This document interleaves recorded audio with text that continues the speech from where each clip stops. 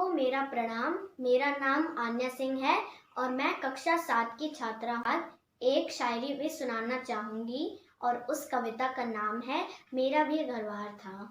मेरा भी घरबार था, मेरा भी परिवार था, मेरे भी कुछ सपने थे, मेरे भी कई अपने थे, मेरी भी एक जवानी थी, मेरी भी एक कहानी थी। मस्त मौला जीना तो मैं भी बहुत चाहता था, लेकिन देश के लिए कुछ करने का जज्बा मेरा कुछ ज्यादा था। एक दिन अचानक से मेरे घर पर एक चिट्ठी आई, कुछ रोज बार मुझे माँ से मेरी दूर ले आई। फिर बना मैं अफसर और ठाट बाट तो मुझे बहुत आई, लेकिन माँ से दूर रहकर मुझे उनकी याद बहुत सताई।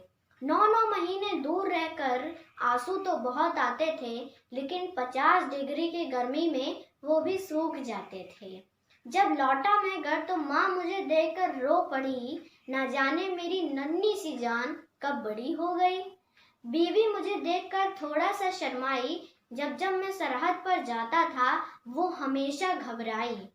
माँ के लिए मैं उनका सबसे प्यारा बेटा था, अपनी आंखें बंद करके मैं उनकी गोद में लेटा था। फिर अचानक से एक संदेशा आया, सारे सैनिकों को सरहद पर बुलाया। जब निकलते वक्त पीछे से एक आवाज आई, मेरी नन्ही से जान ने मुझे पापा कहकर आवाज लगाई। रास्ते भर सोचा क्या मैं वापस आ पाऊंगा, या फिर बिना सुने पापा मैं तिरंगे में लिपट जाऊंगा। जब पहुंचा सरहद पर तो दुश्मनों ने हमला किया था, लेकिन मैंने भी उनको ईंट का जवाब पत्थर से दिया था। जंग जीतने की खुशी पूरा देश बना रहा था और टाइगर हिल पे मेरा झंडा लहरा रहा था। मेरी माँ, बीवी और बेटी मेरा इंतजार कर रहे थे। माँ और बीवी मुझे देखकर रो रहे थे और मेरी नन्ही सी जान मुझे पापा पापा कह रही। मैं पसंद वही तो करता हूँ, मैं जो काम है पसंद वही तो करता हूँ मैं, किसी और पर नहीं अपने भारत वतन पर मरता हूँ मैं। Thank you.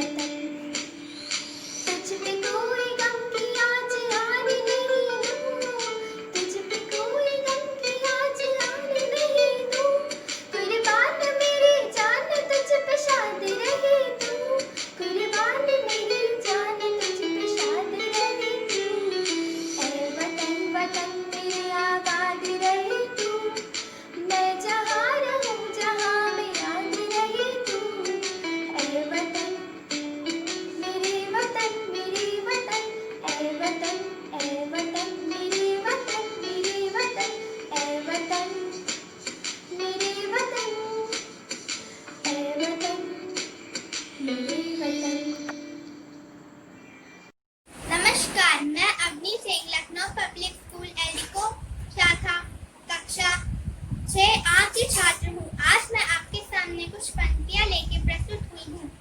ऐ शूरवीर तुझ पर मैं क्या लिखूं, ऐ शूरवीर तुझ पर मैं